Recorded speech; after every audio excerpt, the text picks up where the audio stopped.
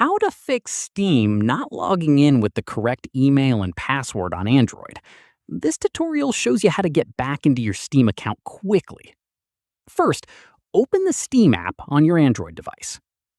After that, tap on the login field and make sure you're entering the correct email and password. Double check for any typos or extra spaces.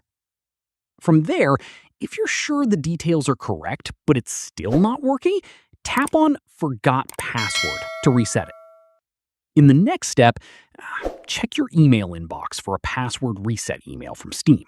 Also, check your spam or junk folder if it's not in your main inbox. From there, tap on the reset link inside the email and follow the steps to set a new password. At this stage, once your password is reset, go back to the Steam app and try logging in with your new password. Following this, if the login is still failing, open your Android settings. Scroll down and tap on Apps. Search for Steam and tap on it to open the app info page. From there, tap on Force Stop and confirm. Tap on Storage and then tap on Clear Cache. Then reopen Steam and try logging in again. At this stage, if Steam is asking for a verification code, check your email for a code from Steam.